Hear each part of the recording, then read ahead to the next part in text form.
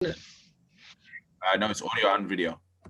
Oh, Yeah, it's yeah. going to be radio. So it's radio, but the video, they use snippets from it. And then I'm also gonna have it on my YouTube. Oh, for sure. Let's go. 2 places. So Isaac, if you're listening to this, the recording starts from. Hey there, guys. It's your boy. I am Mr. Harding, bringing you Where's Your Head At on Unity Radio 93.5 FM Birmingham, the #1 show for personal development, financial literacy in Birmingham, and hopefully soon to be the UK. So it only made sense if we're drifting towards talking more about financial literacy on the show, and if we're launching a new show, which is time well invested on about financial literacy and investing, it only makes sense for me to bring on my business partner from my financial literacy company. So in fact, the first ever podcast I ever did, the first ever interview I ever did was with this gentleman, like 4 years ago. And we always knew we was going to work together in some shape, way, or form, but we just didn't know how it would actually happen. So without further ado, I'm going to let him introduce himself, none other than Fadlan Effendi, aka NINJATEA. Yo, what's up, people? So my name is Fadlan. Yes, indeed. My parents blessed me with a great name. However, to the public, I'm more known as NINJATEA, who is a Indonesian British grime MC who happened to move to London in February 2020, just before the pandemic, in pursuit of my rap career. Went super broke in July 2020, ended up getting a job as a kitchen porter. Needed to change my position. I'm lucky enough to be an early adopter in cryptocurrency, in the sense that I got in July 2020 before the 2021 bull run. Got in Bitcoin when it was under $7,000 per coin. Got in Ethereum when it was under $300 per coin. And yeah, pretty much changed my life through financial literacy, financial education, learning to trade, learning to flip coins and flip stocks in the stock market. And now I am the CEO of Blockchain SENSEI Wealth Education Academy, co-owned, co-founded by my right-hand man, my director, Mr. Harding. Boo, boo, boo, boo. So I always start off this show with the exact same question. Now, you can answer this any shape, way, or form that you want, and it can mean whatever it means to you. That question is, where's your head at? My head at right now is that I am relentlessly grinding simultaneously towards building the greatest wealth education academy the world has ever seen. I'm highly operating within hip hop culture and still chasing the dream of being a big independent artist. Wow. And I love the simultaneous grind. That's why my head. Why the hip hop culture? Because in hip hop culture, we have a tendency to talk about spending money and flexing, and I want to change that narrative. I want to be on my Nipsey Hussle grind. I want to be on financial education, and I want it to make it cool in the culture of hip hop to be investing money and making smart investments and being financially literate, as opposed to flexing and spending money. And for me, it's so important, because ultimately, whatever I do in life, whatever entrepreneurial ventures I go through, I'm ultimately still a rapper. And I have to highly respect that a lot of my client base that pay me very well now, that pay us very well now in Blockchain SENSEI, a lot of those people have been my fans for, 4+ years. And now I interact with them on a daily basis. So I always have to remember where I come from. And it will always go back to NINJATEA, the grime MC. You know what I mean? And little drop, we're currently working with novelists, and I'm teaching Wiley crypto. So, jeez, how did that even happen? How did you end up working with Wiley? So Through a sponsor of mine called Global Grime. So Global Grime is a platform that promotes grime music mainly in foreign languages. That's owned by my friend Chris Holness. So they've been supporting me for a very long time, since 2017, as I'm bilingual. Obviously, I'm Indonesian and I do rap in my native language sometimes, or I mix it up. So they invited me to a studio session with Wiley, and he was there. Wiley's been following me since 2017, so he's been aware of me online for quite some time. And I'll just be honest, the energy was just right. We just really clicked. I was wearing a Bitcoin hoodie, and then he asked me about Bitcoin, and then I went to CoinMarketCap, showed him the thing, and then he proceeded to purchase some crypto. Wow, there we go. Just as simple as that. And now I'm kind of like his crypto guy. So it's pretty cool. Why do you think it's important that in this space musicians do become financially literate? Because especially in the world of music, cash flow is highly irregular. I don't know what the stats are at the top of my head, but I'm pretty sure that rappers, big rappers, and other artists, musicians lost millions in live show revenue that they would have got. I believe that a large proportion of wealthy individuals, like footballers, artists, they're not taught financial literacy. I'll go as far to say that most of the world is actually financially literate. And I learned this because I've been a relentless hustler entrepreneur since at least 19 years old, and I'm turning 26. And I would only say I became relatively financially literate towards the end of 2020. The skill set took me 3 to 4 months, I would say, to acquire. Given that I was working crazy hours as a kitchen porter, so my time was relatively limited, and it wasn't like I had loads of free time. So honestly, if someone is unemployed right now and they they're, as I would like to say, financially literate, it's not a nice phrase, but you have to really accept, like, if you don't know what an ETF is, if you don't know what dividends are, if you don't know what blockchain technology is in 2021, like you've been pretty financially literate. So I learned I've been an entrepreneur from 19 years old, I would say. And I actually learned that money management is actually more important than making money. That's what Mr. Harding taught me. And because the majority of the world, I don't want to put a percentage on it, but I would easily say over 90% of the world is financially illiterate. Like they don't know about investments. They don't know anything about trades. They don't know anything about the stock market. It leaves people in a constant worry of financial stress, and they're always chasing a paycheck. Yeah, 100%. I think we see it all the time with musicians and footballers ending up with hardly any money in comparison to the money that they made. It's that whole, I've signed $1 million contract. I bought a house straight away. I've got $500,000 left. I've just bought a car. That's 100K. I've just bought a Rolex and bust it down. That's another 100K. Okay, I've got 300K left. Yeah, that's gotta last me for the rest of my life. I'm gonna share a huge gem on this show. I'm sure you can use this as a clip. I say this time and time again. One very, very interesting concept I came across when it comes to wealth is the measurement of time. So a lot of people think of wealth as just money and assets, right? A very, very good way of thinking about wealth that not many people do is time. So how much, I want everybody listening to have a think about this.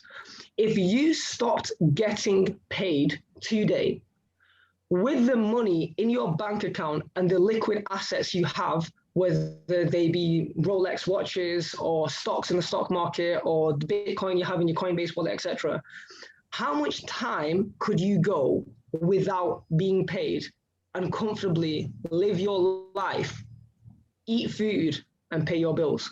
Mm-hmm. Most people in the UK, statistically speaking, are 3.5, 4 months time rich, if that. When I went super broke in July 2020 and was forced to get a minimum wage job, the worst job I've ever done in my life, by the way, I was working as a kitchen porter. That was in July 2020. I entered that job with no money. I exited that job with 6 months time wealth, which during the time was approximately £7,000. And I did that in 5.5 months by relentlessly learning about investments, trading, stocks, financial literacy. And I just learned to literally save every single penny, invest what I could, pay my bills early, and earn as much as possible. Facts. I think that's one of the other common misconceptions, which as we're doing this business, we see more and more of, which is you could have 5 figures a month coming in, you could have 6 figures a month coming in, but it doesn't necessarily mean you understand what to do with it.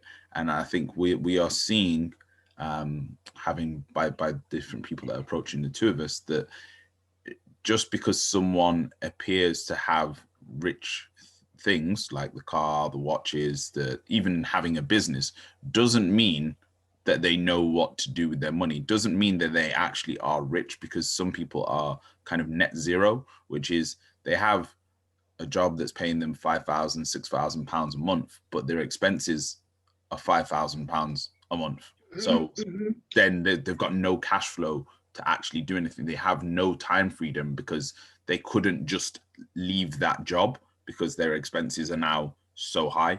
So the way that I always say it is, it doesn't matter about the amount of income you've got. It's exactly like Ninja said, it's about the amount of time that you've got. So absolutely, if you was to stop working today, what do your expenses total up to? The quicker you can reduce those expenses and reduce them to below £1,000, I'm quite proud that mine are currently around £300. So that means I only need £300 to survive the next month. That is crazy. So, but that's taken a lot of work and a lot of time and a lot of sacrifices. But yeah, like once you can get to that position, it means any surplus cash after that, you can now invest. It's play money. But again, it's about, people think, oh, I'm earning more money so I can spend more. And it's like, nah, it shouldn't be. Literally, I want everyone to think about themselves as a business, because profits, the take-home profit is more important than the initial revenue. So a business that has £1,000 revenue and £100 expenses, therefore taking home £900 profit a month, is better on the balance sheet than a business that makes £2,000 revenue but has £1,500 expenses, therefore only making £500 a month. It's a very, very, very serious conversation that is extremely under talked about. In fact, financial literacy and wealth education in itself is a highly underspoken about topic, especially in the UK. Miss Harding always makes this commentary, talking about money. In America, talking about stocks has been a thing for a long time. In the UK, I feel like it's only since the pandemic people are really talking about money. Yeah, 100%. It's a shame. So one of the things I always ask, the second question we always ask is, what is a quote that you often find yourself saying or means a lot to you? Is this specific? Do you want me to give you specifically like to do with wealth and finance? No. Just anything in general in life. Ooh, okay. Anything in general in life. Put me on the spot here. We'll go Gary V. We'll go Gary V. So the phrase is, "You're going to die," or "You're gonna die." I got that from a clip where a woman comes up to Gary with a selfie, like, Gary V. Anyone who doesn't know who Gary V is, that's Garyvee. Amazing entrepreneur, amazing guy. Should check him out. But it was a little viral video where a woman goes up to Gary V with a phone, and then goes up to Gary and says, "Gary, 3 words. Tell me 3 words. If you could say any 3 words." And then he's like, "You're gonna die." So "you're gonna die" is very important, because it kind of will relate to this scenario. Money doesn't and then I'm going to go to another phrase because now you got me thinking. Money doesn't buy you happiness, but it absolutely buys you options, and it buys you time. And ultimately, what is the most important thing in life? Time, right? We want to spend the maximum amount of time enjoying ourselves. I'm happy to say that at 25 going on 26, I have built a life that is very, very time liberating. Like I have more time now to, go skateboarding, to do things that I love, to take a day off when I need to make as much money as, well, I can't say as much money as I want because that would be unlimited, but to a reasonable extent, I make what I'm happy with and growing. And as I grow my business, I'm starting to build systems. As me and Mr. Harding grow our business, we're starting to build systems where we make, a passive income through our business model, thus giving me time to pursue what I love, including but not limited to making music. And Mr. Harding can do what he loves, including but not limited to spending time with his family. Yep. Yeah, those two phrases, you're gonna die, and money doesn't buy you happiness, but it buys you options. Therefore, buy you time. So Beaners was talking about Gary Vee. The next question is a book that you wish someone had told you to read earlier, or a book that you find yourself often reading, or a book that made a massive difference in your life that you could recommend to the audience. Okay, I'm gonna, at the top of my head, say 3 books. Mm-hmm. So, I'm sure most financial educators could agree with me that one of the greatest all-time books to read on financial literacy is Rich Dad, Poor Dad. Mm-hmm. So quickly talking about that book, Rich Dad, Poor Dad is written by a Asian American financial influencer, an educator called Robert Kiyosaki. I believe he's Japanese by his name. Don't quote me on that. The story of Rich Dad, Poor Dad it's a story of a kid who has a dad with a classical job. So his dad teaches his son. So the son is the main character. That you should aim to get a very good job with a good pension scheme, good holidays, and you should save as much money as possible and live frugal. Whereas this kid also has a friend with a dad, and that dad is a business owner. He ends up getting, the main character, the kid, gets very close with his friend's dad, who's a business owner, and learns another perspective of a business owner. So instead of selling your time for money, this guy leverages his time and employs people. Instead of merely only saving money, yes, saving money is important for a rainy day, but it's also important to make investments and make your money work for you. Essentially, the book tells you 2 perspectives: working for money and making money work for you. And ultimately, I would go as far to say that almost everyone I've known that has read this book has learned something with regards to perspective of making money. And there is nothing wrong with working for money, but in my opinion, it's a big problem because not everyone's going to be an entrepreneur, and jobs are important, especially because me and Mr. Harding, we'd like to take on some people in the next few years. But it's a big problem if you only work for money. Like you have to make the money work for you as well. Like we will always work for money, but do you make your money work for you? So that's what Rich Dad Poor Dad taught me. Another great book that I really like is Crush It by Gary Vee. So this is a quick read. I believe the book is about 100 pages, if that, little more, little less. This book was written years ago. I can't remember when it was written. 2010, 2008. Yeah, 2010. 2010, yeah. So it's been a decade, and the principles still relate. Gary Vee's basic philosophy, and it really does apply.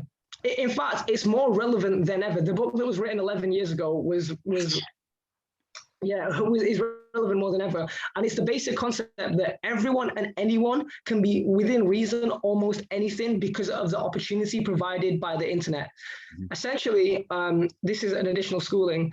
Money flows where attention and positive influence exist. So if you can be a content creator and create content about something you're extremely passionate about. Let me give an extreme example, so something very niche. Say if it was your absolute passion, say if making pancakes was your passion, like that's what you wanted to be a full-time pancake maker. You love pancakes. You think about pancakes day in, day out, blueberry pancakes, strawberry, I don't know much about pancakes, right? You could literally build a YouTube channel and an Instagram page and a TikTok page about creating pancakes, eventually building influence, positive influence and attention with great content, and monetize on that by selling some merch, doing one-on-one Zoom calls on pancake teaching services, maybe even one-on-one classes in person, and it goes on. You could even get like pancake sponsors, etc.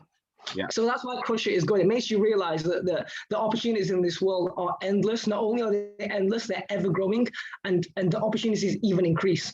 Last but not least, for self-development, I would recommend How to Win Friends and Influence People. And it's just the ultimate networking book. So if I can just share one gem from that book, it's every time you meet someone, get to know them more than they're getting to know you. Like find out. So this is what I do, right? Let me tell you what I do. Every time I meet someone, I don't self-promote myself because I do that online. But when I'm speaking to someone directly, I will find every single thing about them as I can and find touch points of relatability and value exchange. Facts. But one of the things that I do that I learned from the book is kind of like you said on the touch points, is if you find out facts about somebody. Let's say, for example, one of the common ones that always happens to me is I meet people that are from Pakistan or they've got family from Pakistan, and then nice. I go to them, oh, okay, which part? And then they normally either say Kashmir, Mirpuri, or Lahore. So now what I've learned is if I hear someone say, oh, they're from Pakistan, I automatically go, oh, okay, you're from Lahore, Mirpuri, Kashmir. And they're like, how do you know that?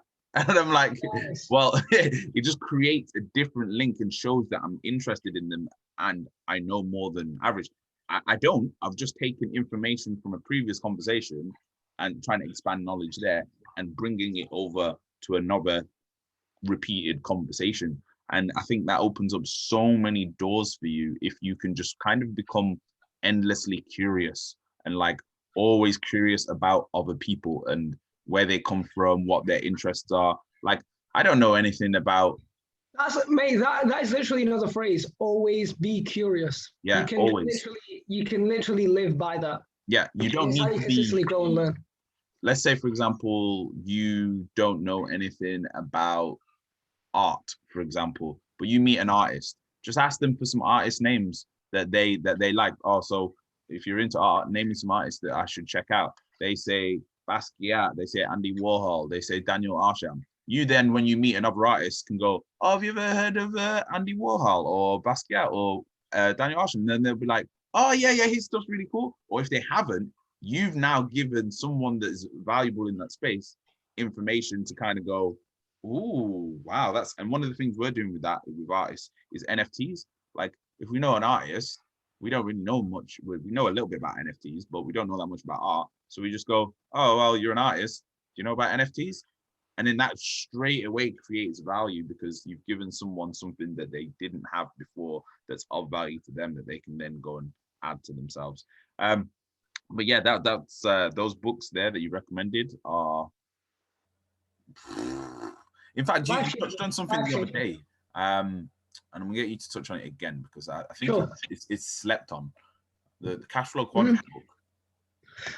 Yes, so Robert Kiyosaki most famously is the author of Rich Dad Poor Dad, which is an amazing book. But an underrated book of his, in me and Mr. Harding's opinion, is Cash Flow Quadrant. And basically, this book teaches, Robert Kiyosaki divides income earners in 4 categories. The 4 categories are employee, self-employed, business owner, and investor. So an employee, we all know, is somebody who works for a company, which almost everyone within their adult life will at some point be an employee. I've been an employee at many companies. And then there's self-employed, which is basically where I would say me, Mr. Harding, are at, because we are business owners, but self-employed basically means you work for yourself or you own a small business where most of your time is still required to be there. So you're working for yourself, but you are still working, essentially. Like, you still have to turn up, right? And then there's a business owner, and this is what I found interesting, because I do consider myself a business owner, but this is where Robert Kiyosaki gave me perspective, because I always said, yeah, I'm an entrepreneur. But in Robert Kiyosaki's opinion, and I do agree with this, you are only a true business owner when you can step away from your business and the business can still run. So essentially, you're then employing a manager, which is obviously at some point the stage that me and Ms. Harding want to get at in good time. Usually this literally takes about a decade to build, typically speaking. And then, or at least 7 years. Then we've got investor. So an investor is somebody who obviously invest in companies, invest in stocks, and now investing in crypto, and makes their money work for them. And he was saying how you want to always operate in two of these quadrants. It makes no sense to only be an employee and not be an investor. The thing about being an investor is everyone can be an investor. Literally, the book teaches you should either be an employee and an investor, self-employed and an investor, or a business owner and an investor. That's it. Yeah. Like, guys, let me tell you, investing, I say this time and time again, investing is for everyone, to the point where exercise is for everyone and eating healthy is for everyone. There is not a single person that eating healthy and exercising is not for. Just like investing is something that is, there's not a single person who wouldn't benefit from financial education and investing, because the world runs on money. So unless you live in a self-sufficient farm where every single one of your wants and needs requires zero monetary transactions, then you need to become financially educated. Now, we don't expect, like, I completely respect that financial education is not top priority for people, just like eating healthy and exercise is not top priority, but it should be there amongst people's high priorities. Yeah. Forever. And I think it's one of them ones whereby, just like health and eating healthy, if you don't, the longer you delay taking the action, the more it's going to hurt you when you're older, and the more it's going to hurt your family when you're older, because you're now giving them an additional thing that they have to take care of. And I think for anyone under the age of 40, I think this is a real issue that people haven't really realized that. And I mentioned it in my financial literacy course, which is on my YouTube channel. Just go to I am Mr. Harding, and I really highlight there's two issues that are happening in the world right now that nobody's aware of. And number one is the pension pandemic, that most people won't actually have enough money to retire, which is then coupled up with the inflation situation, the fact that your money that's in the bank is actually going down in value. Like, it's not worth the same. The money you have this year isn't worth the same in 5 years, 10 years time. Like, if you had £100,000 20 years ago, that is not buying you the same things today.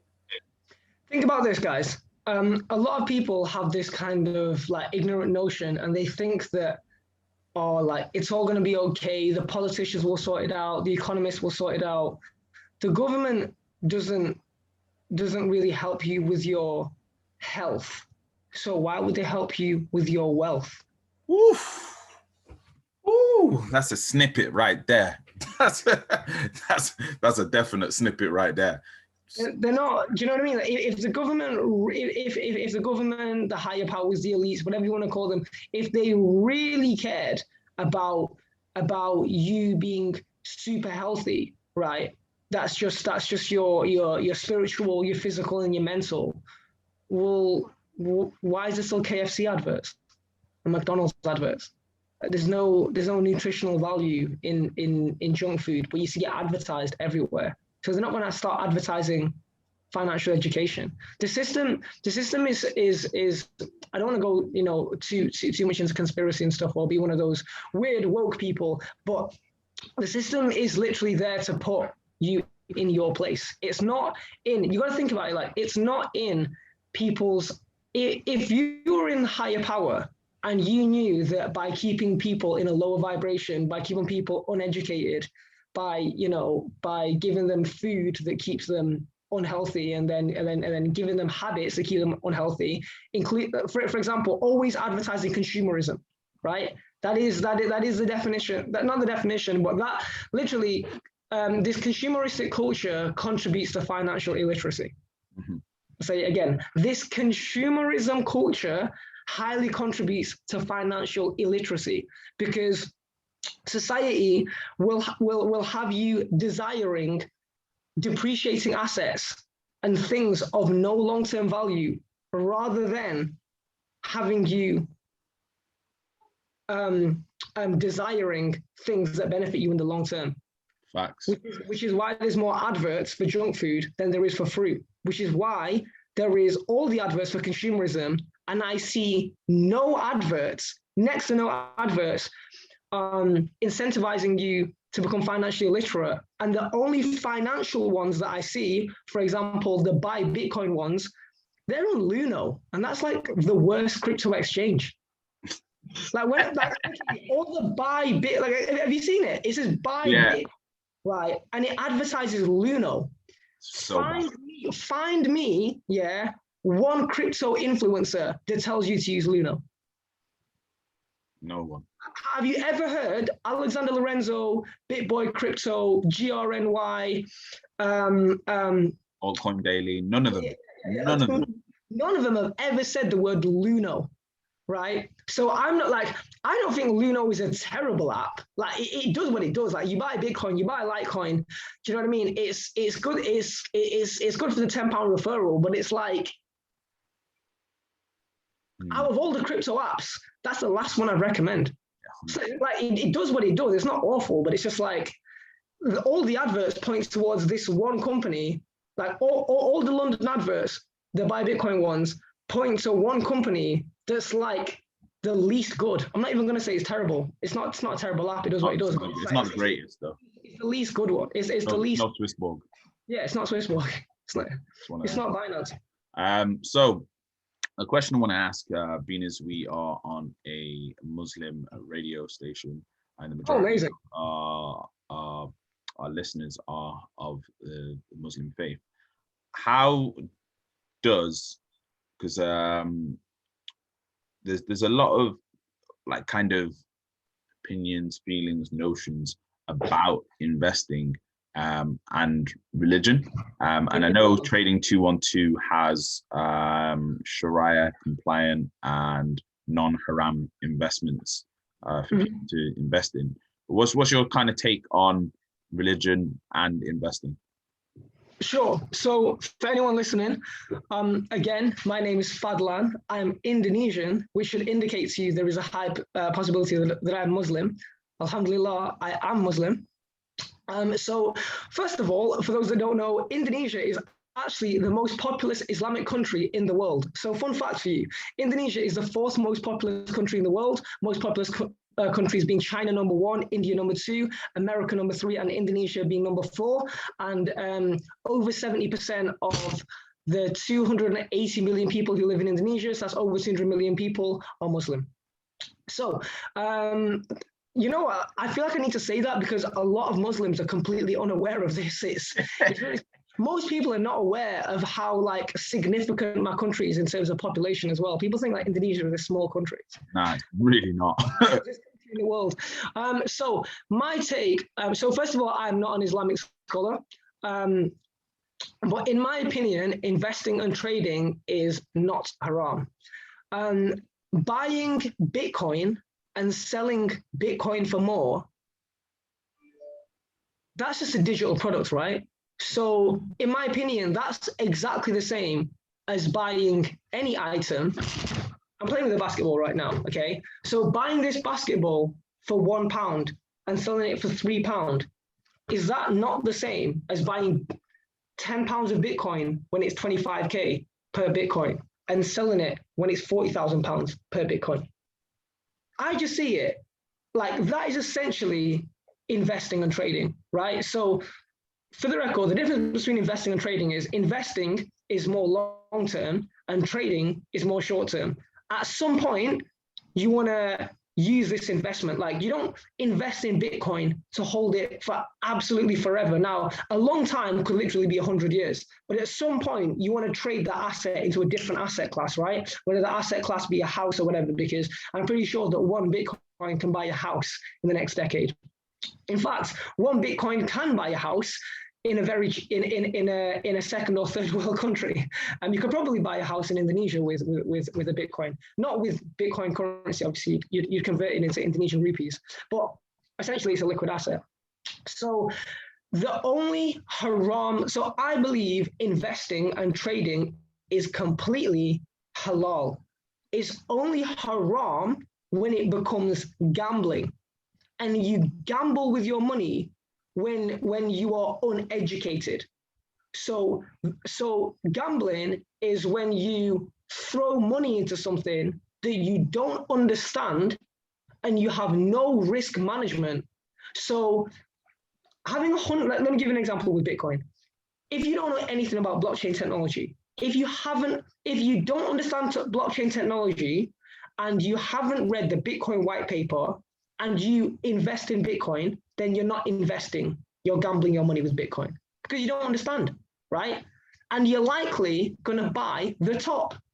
So throwing money down, I'm gonna use Bitcoin as the example, throwing £100 into Bitcoin without reading the 9-page Bitcoin white paper, is only 9 pages, doesn't take that long, without understanding what blockchain technology is, without understanding decentralization, without looking at the top chart and doing technical analysis, then that, in my Islamic opinion, again, I'm not a scholar, would be the definition of gambling. It's not investing. That is what I say is haram, because you are putting money in something you do not understand. But if you study Bitcoin, you read the white paper, and this is not just Bitcoin, this is any digital asset class in cryptocurrency and or the stock market. If you understand what blockchain technology is, you understand decentralization, you read the Bitcoin white paper, and you believe it's actually the future, so you're investing in a technology that you believe in, and then you learn a bit about technical analysis and you buy the dip, then what is haram about that? Yeah, and one of the things that I'd also want to touch on this is, like, I talk to a lot of people from a Muslim background about investing, and I think a lot of people are unaware that one of the biggest things on the stock market is Saudi Aramco, which is in Saudi Arabia, which is where Mecca is, which is like the capital of Islam. And there's also a Kuwaiti stock exchange. There's also a Malaysian stock exchange. There's also a Singaporean stock exchange. And all of these countries are Muslim countries. So I'm going to drop something, right? Okay, if we want to talk about Islam, I'm talking to all my Muslim peeps. Would Allah want you to be financially literate? Would Allah want you to not at least tap in, study blockchain, study the stock market, study technical analysis? Because there's nothing wrong, right? It is not haram to study gambling. It's haram to gamble, but it's not haram to study how the gambling system works, to get educated, right? Yeah, so then you can avoid it. It's not even haram to study other religions, right? And get some perspective. Do you know what I mean? For example, the reason why I like to tap into other religions is not because I'm looking to change my faith, but to look at other perspectives that align with my Islamic beliefs. I'm going to give you an example. I was one time with one of my Jamaican British friends, and he comes from a Rasta background, So he doesn't consider himself Rasta himself, but he takes a lot of beliefs from his family, right? And I was eating food with him, and I killed a fly because it was just annoying me, right? And then he told me how, in his opinion, you shouldn't do that because you know, he believes in it, he believes in life, and you know what I mean, and etc. etc. He believes in the preservation of life, and I just thought, yeah, my Buddhist friend would say that, and I thought, is that aligned with my religion? Would Allah want me to kill the fly? Better not. Better not, right? I'm not going to say if it's haram or halal to kill a fly, but I'm just saying, like, it's just better not to kill the fly, right? So all I can say to all my Muslim brothers and sisters, please do not be ignorant and say that it's, oh, investing and trading is haram, okay? If I have never, ever, ever met one Muslim person who is educated on blockchain technology, decentralization, understands ETFs, knows about technical analysis, and then says it's haram.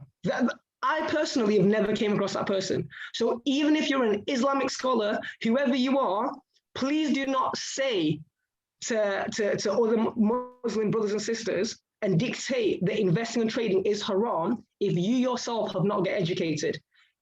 If there's any Muslim brothers or sisters who have become quote unquote financially educated and spent enough time about blockchain, decentralization, the stock market, ETFs, technical analysis, and then can proceed to say that it's haram, I would be very happy to have a conversation with that person because I'd be interested in their perspective. But I have to date never met that person.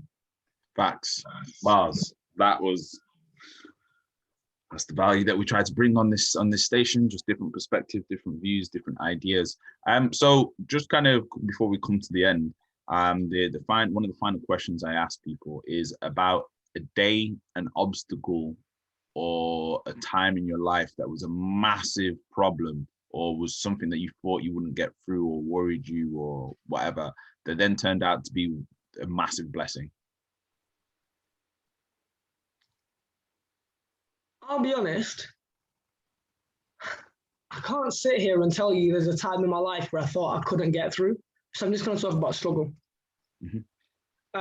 I'm very fortunate enough to come from a very supportive family and a friendship group.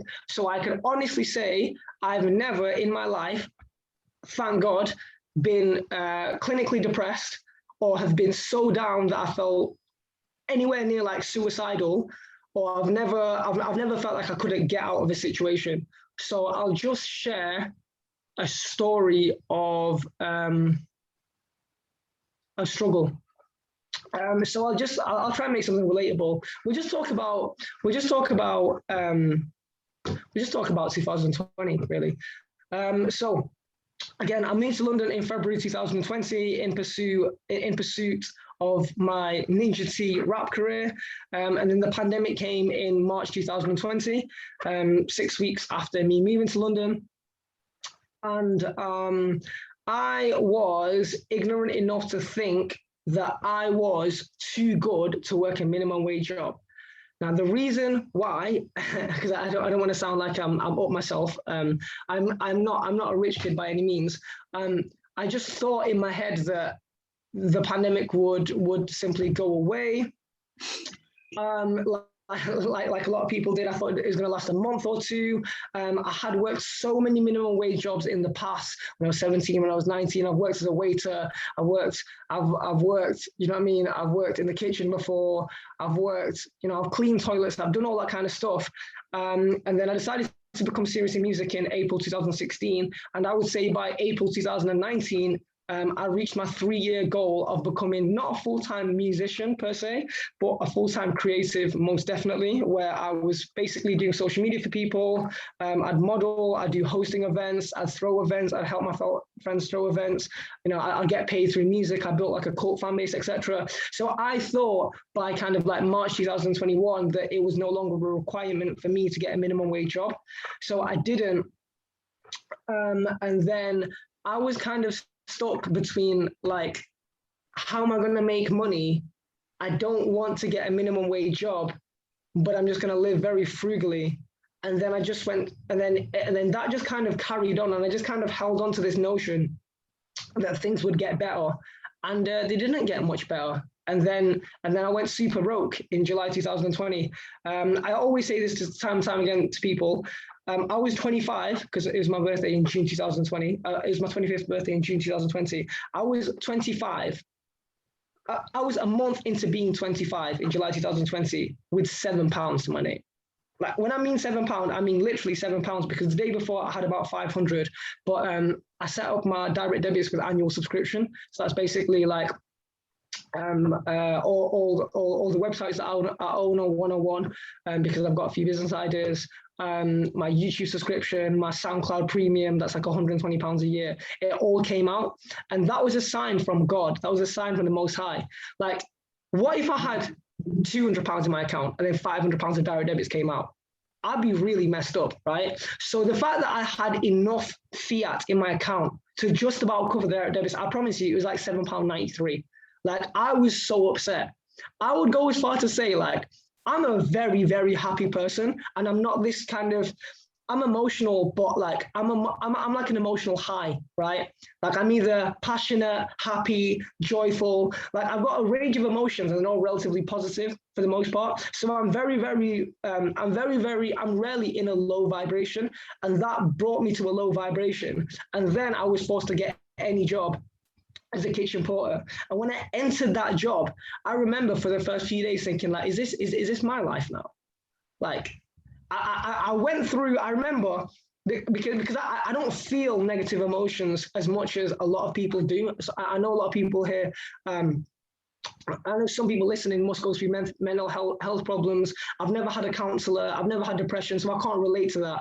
But the closest that I've ever been to that is that time period. Like, that is the saddest I've ever been, because I just felt like I felt like a failure for a few days. I just thought, is this me now? Have I worked my whole life only to and if anyone's working as a kitchen porter, I pray that you elevate beyond that point, because nobody wants to do that for life. But that was the worst job. That was just the worst job I've ever done. Straight up. Like, I wasn't treated very well. I was working 12-hour shifts with like 15-minute break for £9 an hour before tax. And it was just not a good position. And that's where, but I'm grateful that I was at my most bottom. That was the most broke that I've ever been, spiritually, emotionally, financially. And now at 25 going on 26, because it's my birthday in 2 weeks, I am spiritually the highest I've ever been. I'm the happiest I've ever been, and I'm also the most financially stable I've ever been. So I'm extremely grateful for that experience.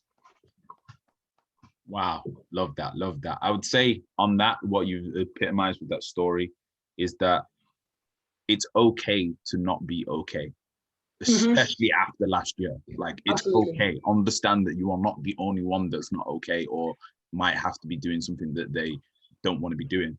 But ultimately, remember, it doesn't have to stay that way. It will only stay that way if you let it stay that way, and if you choose to stay in that place in life. If you choose to make a difference and to go, right, I'm not staying here, put in the work, grow yourself physically, mentally, emotionally, financially, and you can't stay in the same place. You'll grow too big. And can I say, I will highly credit my friends for helping me in that situation. I will go as far to say that being this, what I'd like to consider a high vibrational, happy person, for the most part, I could not have got through that situation by myself. I highly credit friends such as my friend Jerome, my friend Nat James, my friend Joel, people who Mr. Harding is highly aware of. They really helped me. So if you are not okay, anyone listening to this, if you are not okay, please reach out to somebody. Please reach out to, I'd say the first people you should call is like your closest people, because I guarantee, I don't guarantee, but in my opinion, there's an extreme likelihood that if you show your vulnerability to the right people, like they have to be people who really care about you. And you can even start off with your family, because most people's families, I would like to think, would support them. Just tell them how you feel. I literally told my friend, I think this is the closest I've been. I said to my friend, to one of my friends, I think this is the closest that I've ever been to depression. Like I said to someone, I don't feel depressed or suicidal, but like I think that was my point at 25 where I felt the closest empathy towards people that have felt depression, suicidal, because I was just thinking, this is a really, really bad place. This is really messed up. And sometimes I just needed to hear my friends tell me, you're a king. You got this. You will rise above the ashes. You're a phoenix. You're just down right now. You just got to stack your money, work overtime, put your head down, put your earphones in, find the opportunity, and you will get through this. And my friends got me on crypto as well, so that helped. That is it. Beautiful, beautiful story. So yeah, in conclusion, what's next? And to the listeners that are listening, what are you looking for? And what could anybody reach out to you to collab with or to help you in any shape, way, or form? Okay, so in terms of what's coming up, so myself and Mr. Harding are continuing grinding through the trenches, building Blockchain SENSEI. We hope to release some financial education, crypto literacy content in the near future on our YouTube channel. You can currently find most of the Blockchain SENSEI content on Instagram. So that's blockchain.sensei, SENSEI, blockchain.sensei on Instagram. So you can definitely, I will go as far to say I rarely promise, but I'm going to promise the world in 2021 an abundance of financial education content, including but not limited to crypto, stocks, even virtual real estate. So there's literally, we did a virtual real estate event with one of our teachers called Keish. That is currently on private on YouTube. So that's my fault. I need to do the admin and make that public. So that should be online in the near future, possibly online by the time you listen to this. In terms of anyone who's interested, my music is you can find any of my music if you search NINJATEA. That's Ninja Cup of Tea, one word. So I'll definitely be releasing a lot of music this year. Maybe even get a Wiley or Novelist collab in. Don't want to promise anything. So things are happening in that space. I would like to think that I'm going to do a lot more collaborations in terms of podcasts and even funny content. So in 2 days, I've got my boy RJ, who's a comedian on YouTube. I really want to get in the comical space. I'll be honest. Like I want to be on skits. There's one piece of content that I've never got into is like I've got into vlogging, I've got into podcasting, I've got into interviews, I've got into like the educational side of content. I've never got into funny content really, so I'd like to explore that. Humor is really good for the soul. And one thing that you know, Ty Lopez, the entrepreneur. Yeah, he said something really interesting. This is not backed by any statistics or facts that I can specifically say, but he said that if everybody went to one comedy show a month, there'd be a lot less suicides and killings. 100%. Cannot agree more. Like what part of my daily routine with my girlfriend is before we go to bed, we watch memes. Right. Or Okay. first thing in the morning, like one of the two, just to get that hit of laughter of comedy, just because it's so. I've been doing that. I used to watch stand-up comedy first thing in the morning. Right. I used to watch Def Jam series, all of them first thing in the morning, and you just put you in just a different mood. place. You're just like you can't go into wherever you're working or whatever you're doing, like down and whatever. Just I can't recommend it enough. Comedy's good. So if anybody wants to collaborate with me, so anything creative to do with, anything to do with music, or if you've got a clothing line and you feel like I'm a good fit, you want to do a little modeling thing, or, you want to do podcast or anything to do with not wealth and finance and everything to do with creative stuff, you can hit me up on my Instagram. That's NinjaTEA0161. The account is co-managed by my manager, Amy.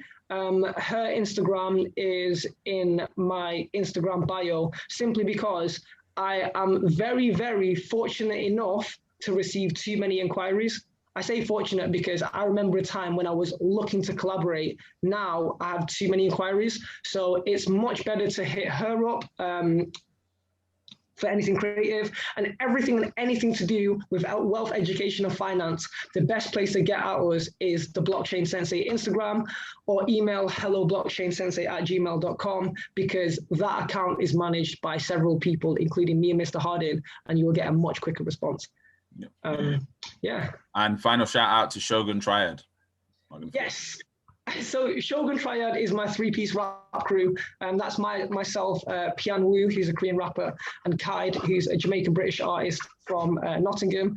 We're like, yeah, that's my Migos basically. So watch this space. So any musical collabs, get asked. We had Apache Indian on before. We're definitely gonna try and get a collab between you and Apache, see if we can make amazing. That but yeah, guys, thank you very much for listening. This has been Where's Your Head At with myself, Michael Harding, and myself, Fadlan, aka NINJATEA. Thank you very much, guys. God bless. Blessings to you all, and have a great week.